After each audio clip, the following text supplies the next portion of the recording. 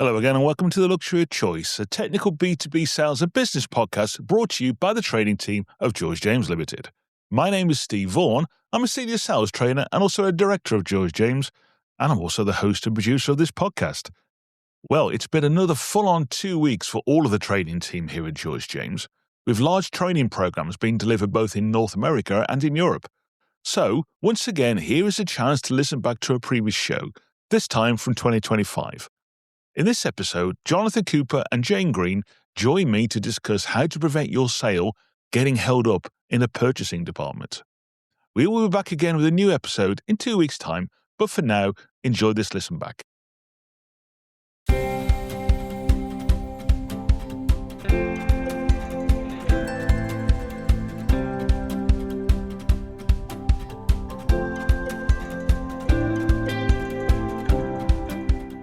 Hello again and welcome to The Luxury of Choice, a B2B sales and business podcast brought to you by the training team of George James Limited.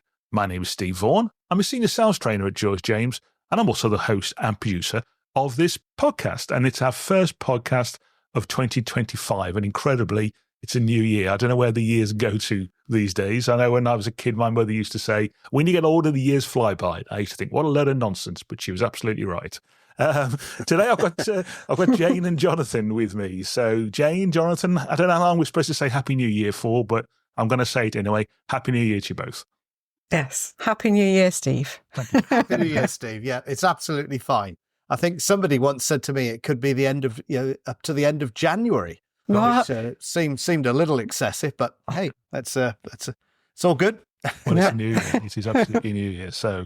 So we're working through various sort of questions that we get asked on a regular basis in our training and topics that we think are of interest and of value for our listeners, really. And this one is going to be a particular favourite of mine and also one for the sales managers, I'm pretty sure, because I know when I was a sales manager, if one of my sales team used to say this to me, it used to make the veins at the back of my neck stick out and my blood boil, really. So it's that phrase that we hear from time to time from a salesperson, and it's, my order is stuck in purchasing and I can't get it out.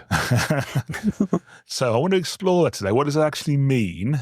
Because that has significant implications to our forecast and to our revenue projections and potentially our manufacturing schedules and all those things.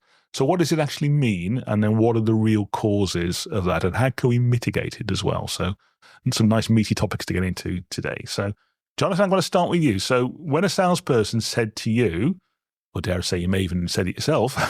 I did. Entirely guilty. I definitely said it when I was a salesperson. Yeah, same. Yeah. When we say the order stuck in purchasing, what do we actually mean by that? Well, that is a really good question. I thought so too. Yeah.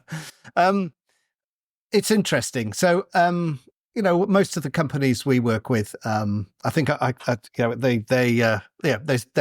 they're well connected with science in some way, shape or form. Absolutely. So we're normally talking to scientists, and I would like to propose that what often has happened is the conversations have ended with the scientists, and sometimes with some pretty senior scientists, I have to say, even up to director level, I could say. Mm-hmm. And we've been working away with the scientists. We've done a fabulous job convincing them that our solution is the one for them. As far as they're concerned, they've obviously spoken to people internally. They've got themselves funding, and they've now done their bit. I.e., they've made their brand choice. We probably have that news. Probably celebrated that as a one order. May even be in our forecast. And the next thing we hear from the scientists, and we have that conversation around, it's gone into purchasing. So when we hear that phrase, for me, it's often because the conversations have ended with the scientists or are coming to a conclusion with the scientists, and now it's sort of entered the commercial piece. But of course, and where could I go next with this conversation?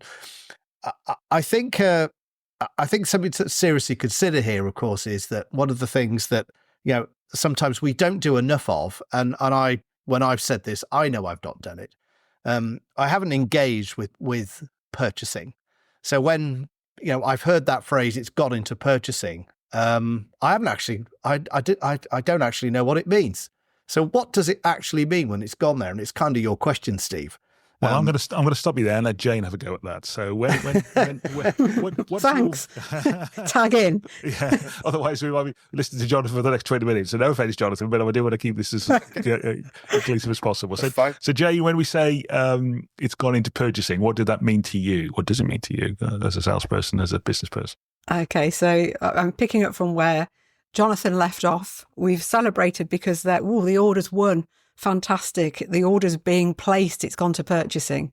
And of course, everything that is going to be ordered has to go through a process that would actually enable something to be purchased, an order placed, that would action the potential of making sure that there's funds available for that to offset against that purchase order. So there's a whole aspect of areas on the customer side. So for me, when we're talking about customers, and I've been so guilty of it, I've got some, not too distant stories, a story particularly that I've told so many people, particularly if they may well be listening, of some of my big bloopers in that. But I think what we've not understood is that customer buying process. And that's the challenge, isn't it? Because the person or the end user we've been dealing with, we get such a wonderful rapport and a brilliant vibe and relationship with them. And we think that's everything. But even if we ask them sometimes what the customer buying process is, of course, they may not know either. Absolutely. Which means that we have to go and visit some other people. So there's some great points there. So I think, first of all, the person we're selling, or the people we're selling to in the lab or in the factory, they're kind of our kindred spirit. They've got the same academic background, possibly got the same kind of organisation. We've probably done similar jobs to us. So we're comfortable talking to those people, aren't we? They're the people that we, I always call them the men in the white coat. Yeah, they're like our kindred spirit, aren't they? But purchasing people are scary, unknown people that we don't have any they can understanding of. Yes, well, that's what we're frightened of. Is it? So, I mean, you mentioned something called the buying process there, Jayne, and I want to take this up with you again, Jonathan. So we talk a lot in our training about sales process, and that's another topic of another day. But what do we mean by the buying process of a company? So, this is where it gets interesting, because this is, for me, the steps that any organization goes through, and it could be the process could differ depending on what the organization is buying, but it's the steps it goes through to buy something at the end of the day. We often ask the question, "What is your buying process?" to the scientists. Often ask that. No harm in asking, but all I would say is be careful about the quality of that piece of information that comes back. Right. I always say, in the same reason you would never go to the purchaser to ask about the science. Why are you going to the scientist to ask about the purchasing? And what we'll often get is some sort of attempt to describe it. So the scientist will describe, broadly, this is what happens. And it's very easy just to take that as read, right? So that's what happens.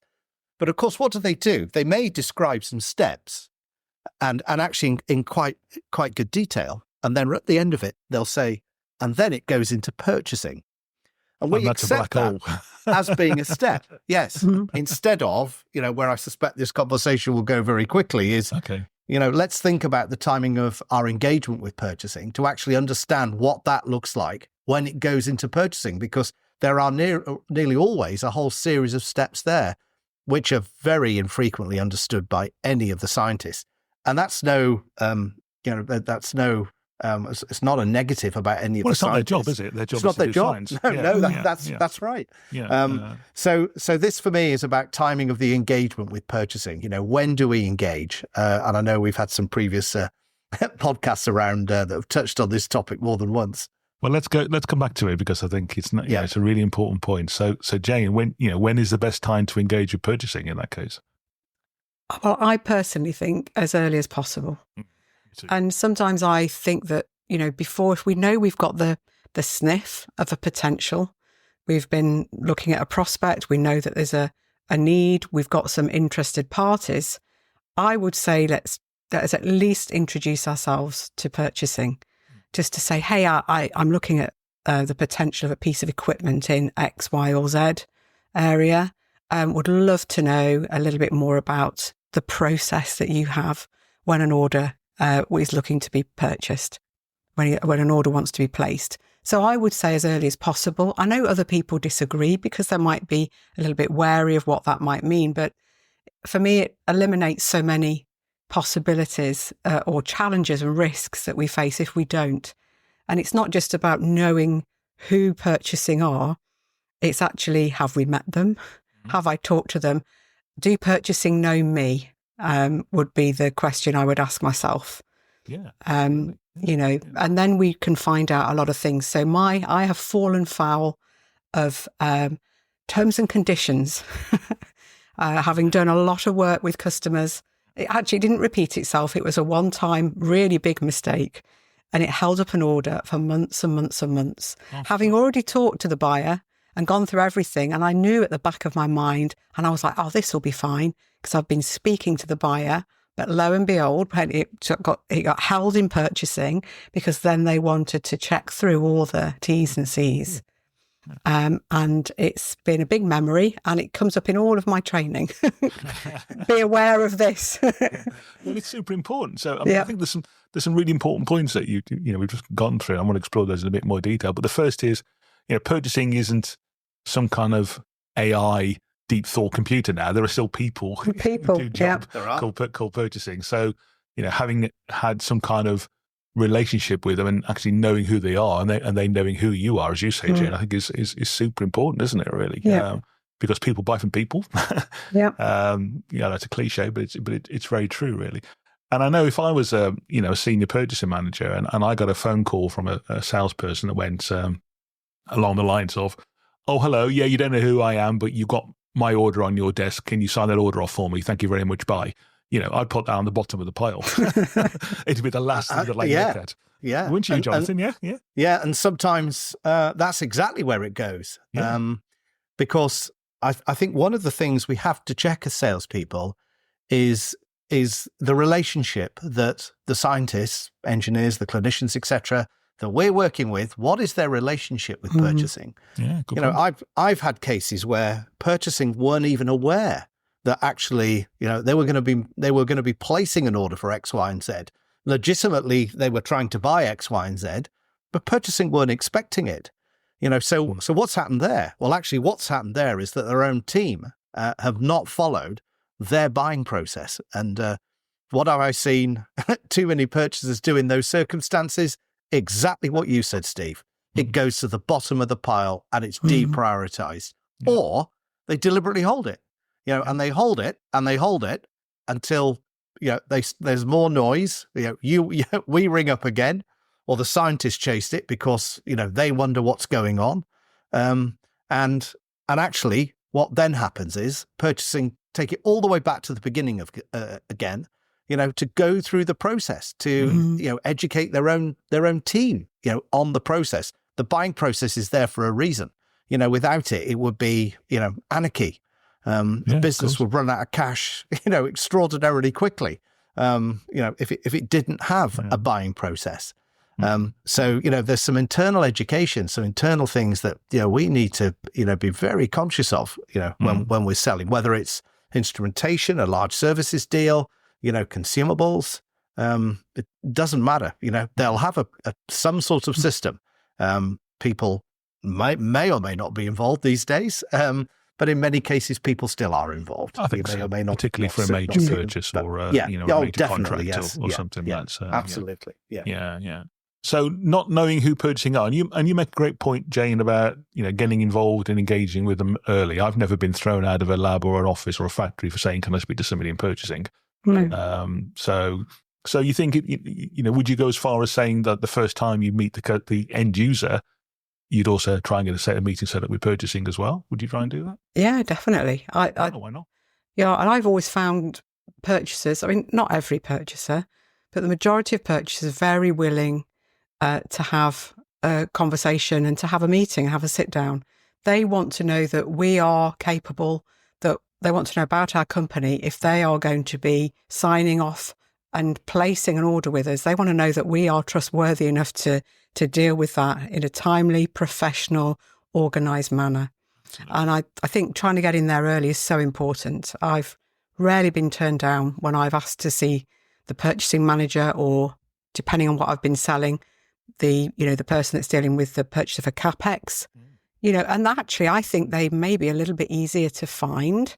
Of course, some of our companies are global, so they may not be in the same country that you're based. Yeah, that's a good point. So, we have to then use every other mechanism to be able to be in contact.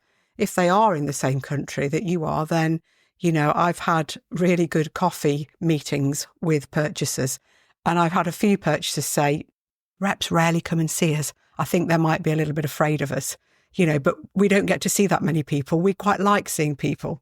So I made a note of that, and next time, I took donuts with me. So, but it is key. They are there. They're people. They're there doing a job, and they want to know that they can trust us and our company too. I think Very that's important. point, yeah, because I ran a training course a couple of years ago, a remote training course with a company it's a US company, not that it matters, but one of the people on the course said, purchasing, they're the enemy. And no, they're not. They're part of the process. Yeah, they may have they maybe not be the easiest people to deal with sometimes, when it comes to negotiation and things like that, which we'll talk about another day perhaps, but they're not eminently the enemy. They're part of the process. And Jonathan, I think, Jayne alluded to there that it's not just about purchasing, getting a good deal. Of course, that's part of their job, is to get, best value for the organization, whatever that means. But they have other functions, don't they? Other things they have to think about as well. They do. It's a very broad-based, a purchasing professional, has got a role in many ways, very similar to us. I have this fantastic slide, in my training, which shows, the role of the purchasing professional. And I think a lot of salespeople are very surprised by it. Yeah. And when it, because sometimes I think it's very easy sometimes to think, well, all they're interested in is the price. Actually, when you really understand what their role looks like, you realize that it's far from that. There are many other aspects to their role. And I think that's what keeps us, sometimes, prevents us, this fear of, oh, gee, they're just going to negotiate harder and harder and harder with us if we make contact.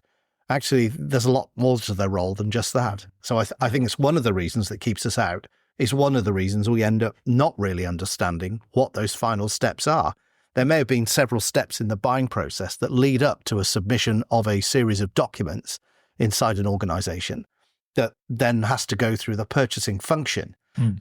But it's then understanding those steps, the timing of those steps, to really, understand how long it's going to be in there. Yeah. And it could be days, it could be weeks. It depends what you're selling, limits, in terms of, the size of the purchase that's being made, in terms of, the amount of money being spent. It could be type of spend. There's normally, multiple signatures required. And I know it's easier than ever to get hold of people, but if somebody's on holiday, somebody's away ill, that can delay it. Of course, yeah. Have they got all of the information they need to be able to, to place an order? Yeah, we'll have served the scientists beautifully and given them every single thing. Have we done the same with purchasing? Until you speak to them, you just don't know. No, and, exactly. and every time they're missing something or something's not getting signed, a day's added. And then, of course, what happens? We get to end of quarter and it rolls over by a couple of days. Right. And that it causes issues. Absolutely. So I think that engagement with purchasing and early is just everything for me. And when I do the training on forecasting, one of the things I say right up front is, if you want a long and successful career in this industry, guys, be great at forecasting, and deliver what you promise, whether you're salesperson, sales manager, VP of sales, whatever. And one of the best ways of being good at that is to get close to purchasing, isn't it, Jayne? Absolutely, yeah. And they get stuck. We think about our order is stuck in purchasing. Purchasing gets stuck in the middle here of the side of us as reps or the salespeople, pushing purchasing. Can we get that order out? Where is that order? Where's my purchase order? And they're technical people within their own company who maybe had a timeline in terms of when they wanted some goods delivered. So purchasing can be stuck in the middle, trying to sort out all the really important things to make that happen, but they're getting shouted at on both sides. here. We can actually avoid that by some of those early conversations. Yeah, that's right. I mean, you're thinking about sort of purchasing of, I don't know, say in a factory, if hypothetically a car factory, if a purchaser decided because he could get a better price in theory to change to another supplier of, I don't know, tyres, for example, and then that company can't deliver tyres, or the tyres tend to be defective, the best that's going to happen is going to delay manufacturing. It could even cause a quality problem. Yeah. I mean, these are all things that purchasing get involved in, aren't they, really? Yeah. Yeah. So what can we do then, Jonathan, to mitigate these? We've already said about getting to see purchasing early, but what does that mean in practice? We're going to see a purchasing manager really early on in the sales process. Yeah. What are we going to talk about? So I think I'd probably, maybe it's too simplistic, but I would divide my customer base into two. Okay. Those accounts that I'm familiar with, that I've done business with, that I understand, and I know, and I would, a top tip to any salesperson, who is, doing business through a number of accounts, right? Probably, say they've got, 10, 15, maybe 20 top accounts, that they regularly do business with. For me, because you're doing business regularly, you should be, working quite closely with purchasing. You should really be taking the time to understand what the buying process looks like for everything that they buy, and understanding what those steps are in detail. I must admit, I've never had an issue with anybody telling me what those steps are when I've asked the question. Because, of course, what do purchasing want? They want me, they want you, they want any salesperson to be compliant with the buying process. Easy. Yeah, exactly. Absolutely. Yeah. And in some cases, hey, what do we end up doing as salespeople? We educate the scientists, the engineers, the clinicians on how their own buying process works. Yeah, and we can help navigate them through it. And that's a brilliant thing. So I think with existing accounts, for me, it's really get, those that you regularly do business with, you really have to set yourself, it's a great goal to set, to truly understand what that buying process looks like. And when it goes into purchasing, you know exactly what's going on in there, how long things take, the signatures are required, maybe locations of the people involved, the roles of people. And I've heard some, awful stories, of things going wrong at the last minute because that process wasn't understood. So I don't know if, Jayne, you want to go with this one on the new customers, because I've just simplistically split them in two. Why not, Jayne? So what about if it's somebody we've never done Otherwise, business I'll be with before? talking all the time. Perish that thought, Jonathan. Sorry, I'm just drinking tea. We love you, really. Go on. Well, for a new customer, we're going in blind in some way. So we've got a lot to find out early, because we may have a really exciting piece of equipment that the technical or the scientist or the end user really wants to use. What we don't yet know is, is there a preferred supplier list? Do we need to be on a supplier list? Because if we're starting to only think of that right at the very end, and we needed to get onto that supplier list, that may take some months, because there may be references, a lot of background checks on us. Let's find that out early days. And that's why I think people will want to see us, particularly if we're brand new into an account, make purchasing the second person that you go and talk to, or the second conversation that you have when you've got that information out, because let's find out what we've got there. And here we start to build up that information that we need about their buying process. Who can they buy from? Can they buy from us? Is there anything that prevents us? Do we align with their terms and conditions? Or are we going to have to say, when it comes to that, we can't agree to this. Can they agree to what we have? And of course, very, current topic is, are we a sustainable company? Because they will have some really big requirements now on the sustainability question. Will they want to work with our company because of our sustainability, policies? Then there's many more. And more. If you listen back, dear listener, to an earlier podcast with a gentleman called Jayne Army from Aston University that I did last year, he talks a lot about this a lot, and the importance of this, really. And if you don't have a sustainability policy, you're probably not going to sell to many leading organisations, universities, companies in the next couple of years, because they're all asking for it and expecting it, rightly so. Yeah. There's some really important points really there. If we're not on the supplier list, and the very best that's going to happen is I'm going to go through a process to get put on the supplier list. It might be that it's just a deal blocker. We can't buy from you. End of. Move on. Yeah. Yeah. It's not only can't buy from you, we can't pay you either. Yeah. Yes. So somebody once said to me, thank you, is another Steve. Thank you, Steve. A guy, Steve, once said to me, remember, it is a gift until it is paid for. and of course, making sure we just do simple things like get the invoice address correct, right? Yes. That the invoice is formatted correctly. And, those are all important discussions that we need to have. And a part of that, it's in purchasing. Yeah. Do they know where to send the invoice to? Exactly. Okay. Yeah. Because as you said, Jayne, sometimes purchasing is in another country. It could be in Poland or in the States or anywhere really. And of course, if we're a global team, our colleagues in those countries can help us. Yes, absolutely. Them, of course, work with them really. So any other thoughts then as to why salespeople don't engage with purchasing? Either of you on that one. Why is that? Are we just frightened?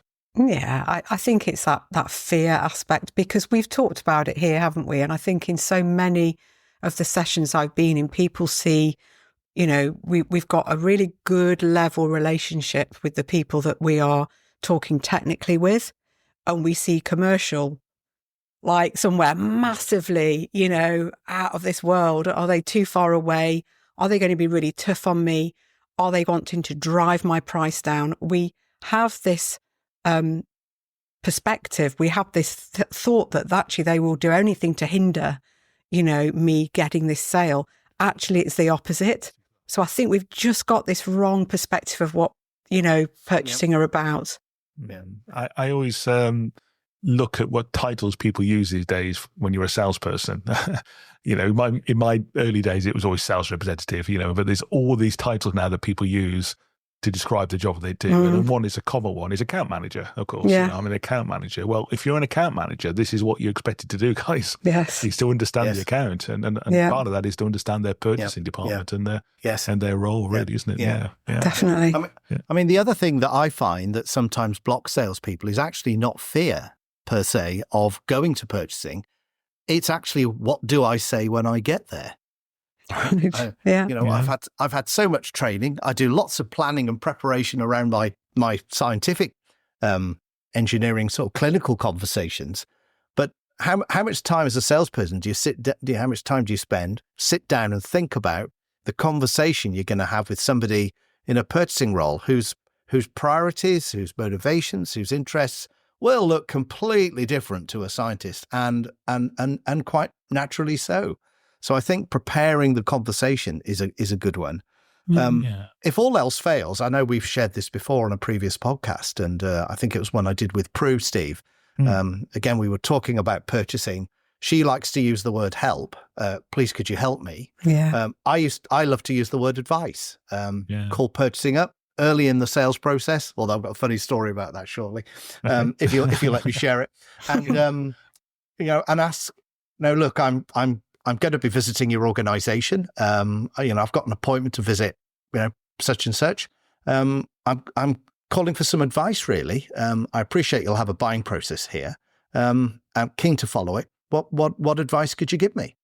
That word advice, human beings love giving other people advice. They do. Prue works on the basis of the word help, which I really love too. I mean, both work. But that's a way to open up the conversation. But look, listener, if you're struggling with this, just take some time to understand their role. Okay. Yeah. Just have a look at their role. It's very broad. There are so many ways we can actually engage with them. So many things to talk about. We can start asking some questions, can't we? Yeah. And hey, like any of our customers, they've got, they have motivations to buy. They have goals. They have things they need to achieve. And are we helping them achieve their goals? Taking their pains away, etc. So helping them solve their problems. Yeah. Love that. Yeah. One always used to work for me, or I used to like to use, was, if you were me, what would you be doing now? Who would you be talking to? What haven't I done that I need to do? And you make a great point, Jayne, earlier on about terms and conditions. To me, that's the one that's the biggest showstopper. Not getting terms and conditions agreed upon. That's really one of the having worked for large American corporates where, perhaps with less flexible than some organizations or what the terms and conditions are from our side, and then, not anticipating those and not talking about those early on. It might seem presumptive to be talking about terms and conditions before the deal's almost been agreed, really, but why not? Yeah. Absolutely. Yeah. Sorry, Jayne. Sorry. No. I now think, because I've fallen foul of the terms and conditions sort of black hole moment, I view terms and conditions now, and did after that, just as important as, and we often leave these things closer to the end of our sales process, as also a site survey. We're selling a fantastic piece of equipment. I used to sell some really large equipment that would struggle to get through some doors. So if I've sold a fantastic piece of equipment or getting along that line and people are loving it, and then it's like, well, actually I need to do a site survey. Let's do that quite early, because if we can't get the thing in the building, then they're not going to be buying it anyway. No. And it's the same with terms and conditions.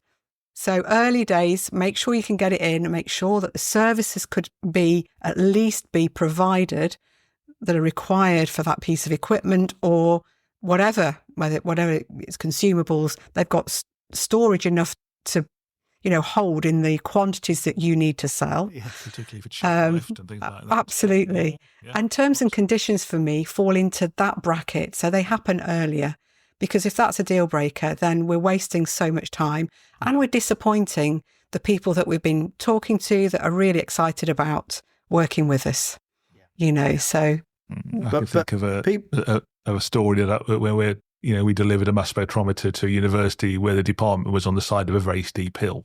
Oh. And you could probably work out the rest of it in terms of trying to get the thing in. I think they had to take the doors off eventually to get it actually delivered, but that's another story for another day. Yeah. Jonathan, we want to hear your funny story before we do. All right. I once employed a very talented young lady. She was great at selling. But she had an interesting background, because although she was selling, to a group, to scientists, that wasn't her first, if you like, first academic qualification. She had a degree in business. And I remember when I hired her, she was relatively new to selling. And, she went through her induction program, made some appointments to go and see some customers. And I was going to spend some time with her as her manager in the field. And we went to this large chemical company. I was expecting to visit the users and meet them. No, that's not where we started. We actually started in purchasing, right. and it was love her already. Yeah, it was her background that her background was the driver. She actually felt more comfortable talking to purchasing than she did the scientists, which is actually not a thing you usually see. No. But as you can imagine, it got me thinking. So anyway, I thought that was amusing, but not everybody may have done. I think it's great behaviour. Yeah. Yeah, I think it's brilliant. If you early days understand the strategic relevance and the strategies within the company, you're understanding way more than most salespeople can do throughout the whole of the sale. That directs everything. Great points. Thank you, Jonathan and Jayne. Some super points there today. So if you do have a project which is, quote, stuck in purchasing, hopefully there's some ideas of what you might want to do. Yeah, you go and talk to them to try and move things forward. And just remember, I've never got thrown out. None of us ever been thrown out of a customer for asking to speak to purchasing. The worst that ever can happen is, I don't need to talk to you now, but thank you for calling. So it's always a good thing to pick up the phone. And remember, they're not the enemy. Yeah, they're part of the process. We'll be back again in a couple of weeks' time. So, with Steve, another podcast. Go on. You normally ask for the pearl of wisdom before we finish. Oh, go on. Then, okay. One more thing, and I've got one more thing that I'd love to share. Pearl of wisdom. Can I just add one more thing? It may or may not be a pearl of wisdom. Okay. The one more thing that I would love to add, and Jayne, Steve, you've both touched on this, is purchasing are often great enablers. They're well connected through an organization. They know lots of people that can get things done that might need to get done. And I was just thinking of, trying to get a big instrument into a place or a stores that's not large enough. They'll help you find a way, right? They will. So, never, always bear that in mind. They're normally really, really well connected, because actually their job means, they have to be well connected to do their job well. So they can get a lot of things done for you. Okay. Yeah. Oh, I'm glad you agree. Good. No, Yeah. and just to show we don't rehearse this beforehand. Yes, absolutely. Yeah. I am now going to wrap up by saying thank you to the listener for joining us. we will be back again in a couple of weeks' time with another podcast. But in the meantime, or at least something for you to be aware of, Jayne and I will actually be on a LinkedIn Live on the 7th of February, I think, Jayne. Is that right? That is correct, Steve, yes. And would you like to say a bit more about what we're going to do on that one? Well, we're going to have one of our topics that we discuss, all about our goals, business versus personal. But very importantly for everybody that has entered the competition, we're going to be announcing the winner of the free training. So do sign in for that. That would be very exciting. A hat and draw the names out of something like that, yeah? I'm going to have a full jazz band behind me. But We've had a great entry, yeah. I entered as well. Yeah, no. I'm not going to win, I can guarantee. But we've got well over 100, I think, already. Yeah, very That's good. really good. Yeah. It's great. But like when they do the FA Cup draw, only this time we're not going to draw Tottenham at home. Who knows what will happen? It's getting personal now. Well, better stop there. Thank you for joining us, dear listener. We'll be back again in a couple of weeks' time. Until then, happy selling out there, and we'll talk to you soon.